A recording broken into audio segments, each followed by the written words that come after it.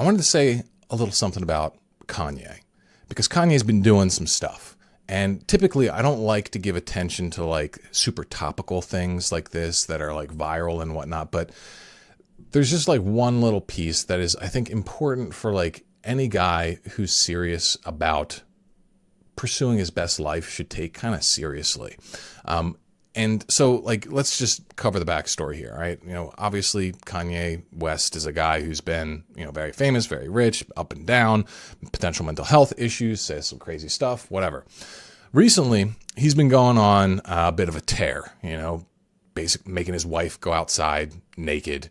On the Super Bowl, he paid however many millions of dollars to get an ad, and it was just an iPhone video of him. And from what I read, he directed all the people to his website, which only had a shirt with a Nazi symbol on it. And then he was posting literal porn online. So all of these things I find pretty reprehensible. It's pretty bad stuff. But I want to look at it at like a bigger meta thing, because really what Kanye's doing here, it's a symptom of a much bigger issue. And that is being an internet attention whore.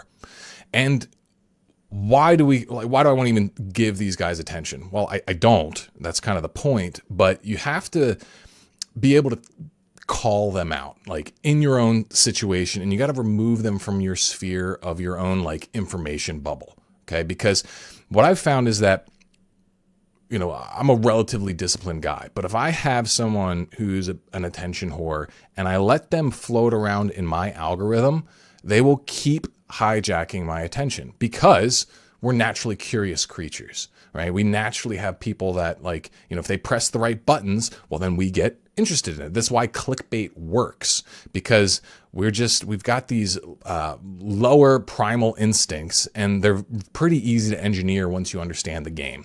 And someone like Kanye, he really understands the game. And if I was going to step back and look at it just from like an attention grabbing standpoint, he's kind of a master at it, right? Like he can generate attention on demand, but the ways in which he does it are terrible. And I would say they lead to terrible ends. Okay. And there's going to be a lot of people like that in your life. And so like, for example, if there's someone that I follow, and maybe I follow them on X or whatever, say it's a woman, and say she's got some good things to say, but she also likes to drop thirst trap pictures and things like that, I'm just going to unfollow. I don't want any of that shit in my sphere. And I think like people like that, they're always going to get attention. You can't, I have no illusions that talking about this sort of thing is going to convince the world to stop falling for clickbait. But I think I can hopefully convince a few of you guys.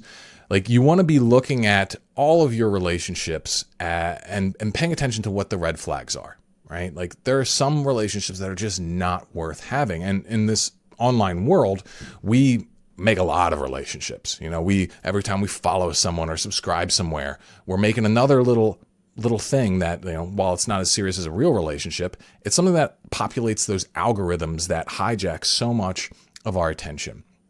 And so be intentional about who you follow. And as soon as someone starts doing like bullshit stuff, cut them out of your life.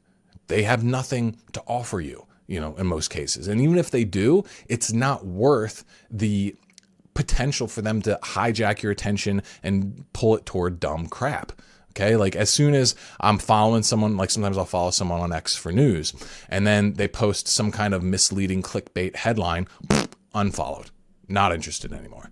And so don't give people second chances with this stuff. At least in general, maybe you can give them a few chances, but if it's big enough and egregious enough, just block them. They're cancer.